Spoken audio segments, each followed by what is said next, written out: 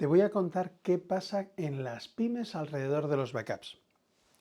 En el día a día una pyme no piensa en los backups. Una pyme tiene cosas mucho más interesantes que hacer que pensar en hacer backups. No es que no haya medidas de seguridad, seguramente habrá contraseñas, seguramente habrá distintos permisos en quién puede acceder a cierta información, pero el tema de backups no suele ser una preocupación habitual en las empresas pequeñas. En algún momento alguien plantea el tema de backups y decide hacer una copia de ciertos elementos de información, las facturas enviadas o las propuestas a clientes, ciertos elementos de información que parecen importantes, pero no suele haber una estructura. Lo que normalmente suele enseñar a una empresa pequeña a tomarse en serio el tema de backups es perder información. Normalmente no suele ser mucho, suele ser un contrato de un cliente, suele ser una propuesta realizada a un proveedor, suele ser información fiscal o información contable durante un determinado trimestre. Hay un susto y después del susto los backups se empiezan a tomar en serio. Si la empresa es lista, empieza a hacer los backups en condiciones y si no, pues no. Durante mucho tiempo no hay diferencias, no es habitual, afortunadamente, que haya ciberataques todos los días, pero llega un momento en el que suceden. En el caso de las pymes, lo más habitual suelen ser los ataques de ransomware. Un ransomware, para entendernos, es un problema porque te cifra información que tienes, no te permite acceder a ella y te obliga a pagar a unos extorsionadores para poder recuperar esa información. En su momento, este tipo de problemas eran típicos de empresas grandes. Por ejemplo, WannaCry se hizo famoso en su momento porque era un ransomware que había afectado a grandes empresas. A día de hoy es muchísimo más habitual de lo que era en su momento y está afectando muchísimo a pymes. Volvemos a nuestra pyme.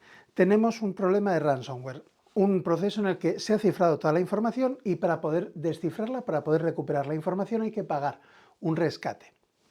Y aquí se plantean dos escenarios extremadamente diferentes. En uno tenemos unos backups en condiciones, en otro no tenemos backups en condiciones. Si no tenemos backups en condiciones, la primera discusión que hay sobre la mesa es si se pagan o no se pagan, si se paga o no se paga el rescate que nos están pidiendo los extorsionadores. En el caso de tener un backup en condiciones, no es una discusión de si pagamos o no, la discusión es, oye, ¿cuál es el último backup que podemos recuperar? En el caso de no tener un backup, en el caso de plantearte pagar el rescate, en Estados Unidos se calcula que el rescate habitual que se suele solicitar es de $200.000. En el caso de que sí que tengas un backup en condiciones, deberías de poder tirar del backup, recuperar la información, limpiar cualquier problema que haya habido en tus sistemas de datos y seguir avanzando.